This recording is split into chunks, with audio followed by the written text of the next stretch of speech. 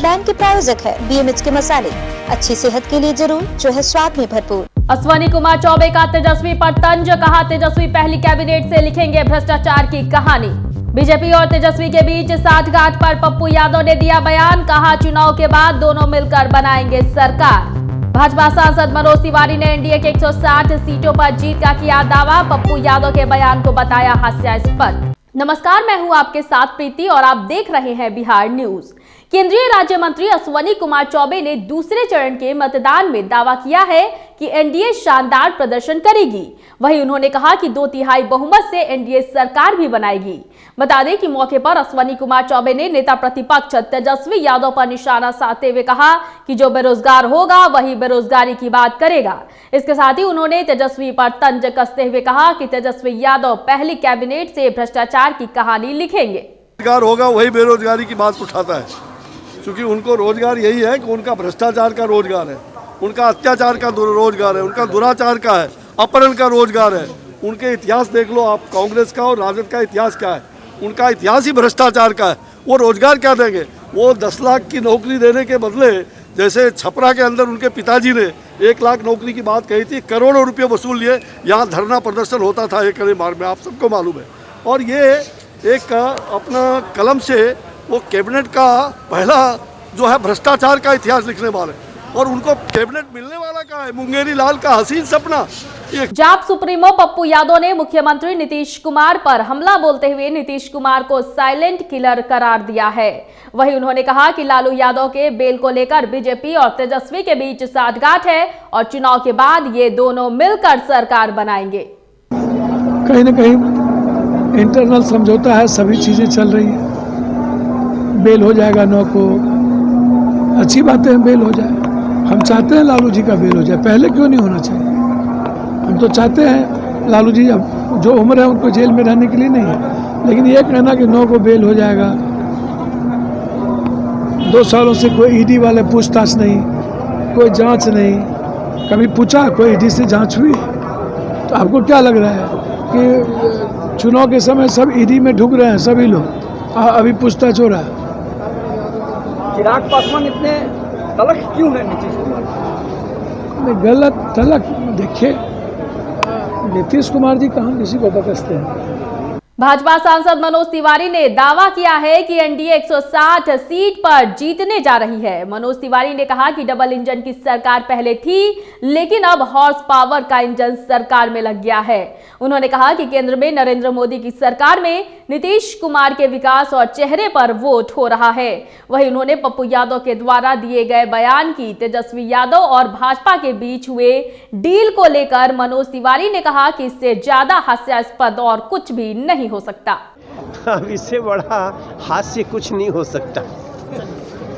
फुलवारीशरीफ विधानसभा चुनाव में एनडीए समर्थित जदयू प्रत्याशी अरुण मांझी के समर्थन में प्रचार करने आए भारत सरकार के पूर्व मंत्री एवं पाटलिपुत्र के सांसद रामकृपाल यादव का वीडियो काफी तेजी से सोशल मीडिया पर वायरल हो रहा है, जिसमें पुनपुन प्रखंड के अलावलपुर गांव में मतदाताओं के बीच रुपए वितरण का आरोप लगाया गया है और ग्रामीणों के द्वारा मुर्दाबाद के नारे लगाते हुए गांव से उन्हें बाहर कर दिया गया। हालांकि बिहार न्यूज इस वायरल वीडियो की पुष्टि नहीं करता है।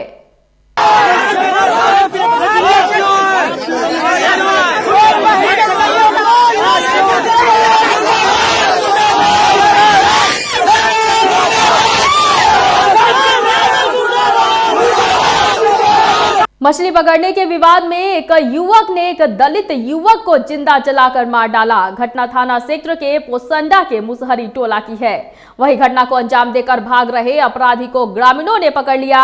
उसके बाद घर में लगी आग पर काबू पाया, लेकिन घर का सारा सामान तब तक जलकर राख हो चुका था। वही घटना की सूचना मिलने के बाद पुलिस पहुंची, जहां आरोपी को पुलिस के हवाले कर दिया गया है।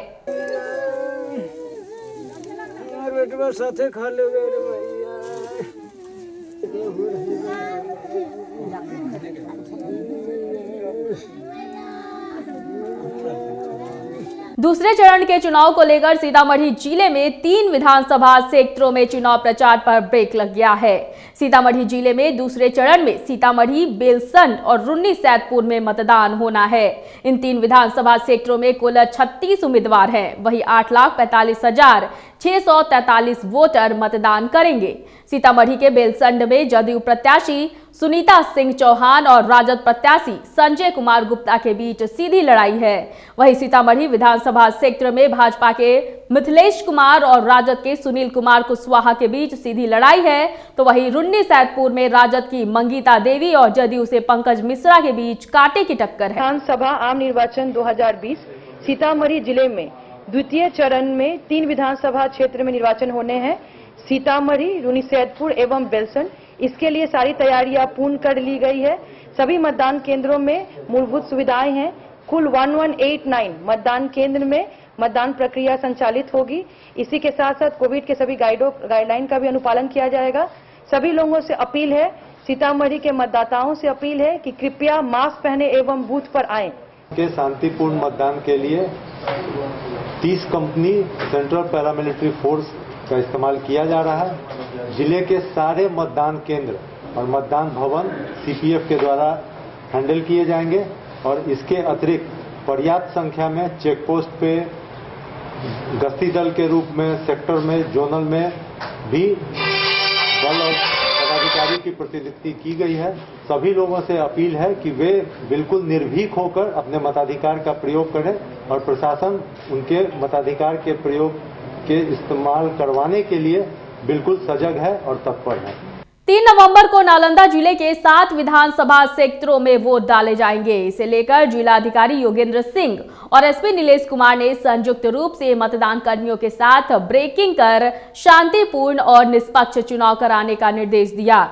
मतदान के लिए कुल 3,168 बूथ बनाए गए हैं। 2,248 पहले से थे और 920 बूथ कोरोना के कारण बढ़ाए गए हैं। सभी को मिलाकर उसमें न तो कोई अति संवेदनशील है और न ही सामान्य, बल्कि केवल संवेदनशील है। इनमें से 45 बूथ नक्सल प्रभावित हैं। सबसे अधिक इस्लामपुर में 21 बूथ है, जबकि 7 में से 5 विधानसभा क्षेत्र के कुछ न कुछ बूथों को नक्सल प्रभावित के तौर पर चिन्हित किया गया है। अन्य के मुकाबले इन सबों पर सुरक्षा के पुख्ता इंतजाम किए गए हैं।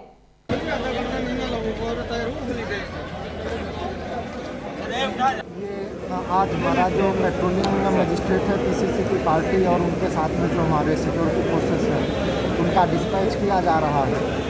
यहाँ ब्रीफिंग करेंगे हम लोग। इसके बाद में फिर वाहन लेकर के ये अपना मशीन रिसीव करेंगे, ईवीएम वगैरह, और फिर उसको लेकर के ये बूथ पर रवाना होंगे। तो इसी के लिए यहाँ पर जॉइंट ब्रीफिंग जो है लास्ट मोमेंट पे क्या इनको महत्वपूर्ण चीज़ों पर ध्यान देना है और किन चीज़ों को वहाँ देखना जरूरी है। इस वक्त की खबरों में फिलहाल इतना ही। मुझे दीजिए इजाजत, लेकिन देखते रहिए बिहार न्यूज़। नमस्कार।